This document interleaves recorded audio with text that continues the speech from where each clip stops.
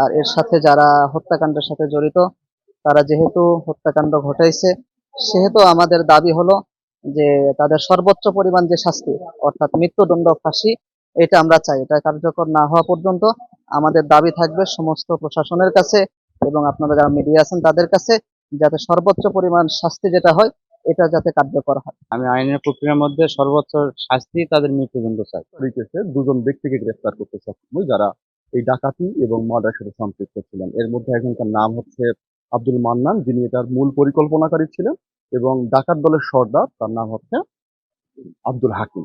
তো এই আব্দুল হাকিমের নামে অদ্যাবধি এ পর্যন্ত মোট 7টি মামলা রুজু হয়েছে, ডাকাতি, চুরি, জুয়া, এবং মান্নানের নামে আমরা এখন পর্যন্ত কোনো প্রকার মামলা তথ্য পাইনি।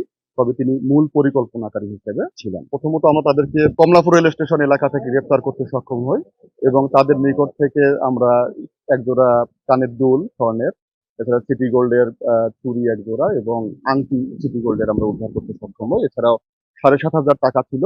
আমরা এছাড়া একটা ডাকাতির সাথে জড়িত বা ডাকাতিতে ব্যবহৃত যে মোবাইল ফোন এবং ঘড়ি উদ্ধার করতে চাই। তাদের দেওয়া তথ্য মতে পরবর্তীতে আমরা 14 তারিখ রাত্রে অভিযান পরিচালনা করি এবং 15 তারিখ আজকে সকালে আমরা আরো একজন ডাকাত সদস্যকে গ্রেফতার করতে সক্ষম হই কুড়িগ্রাম থেকে। এই ঘটনাটি মূলত ঘটেছিল মান্নানের পরিকল্পনা থেকে। তিনি মূলত ডিসিজড যে আফতাব উদ্দিন ছিলেন, তার সেচ পাম্পে কাজ করতেন। তো দীর্ঘদিন সেচ পাম্পে কাজ করার পর একসময় ডিসিজড আফতাব উদ্দিন জানতে পারেন যে তিনি মাদক সহ বিভিন্ন ধরনের অপরাধের সাথে তিনি জড়িত। এই কারণে তাকে তার সেচ পাম্প থেকে তাকে বের করে দেওয়া হয়। তখন তিনি ক্ষুব্ধ হন এবং একটা শত্রুতা পোষণ করেন। এই শত্রুতার জের ধরে তিনি পরবর্তীতে এই ডাকাত দলকে সংঘবদ্ধ করেন এবং এই নৃশংস ডাকাতি সহ হত্যাকাণ্ড সংঘটিত হয়।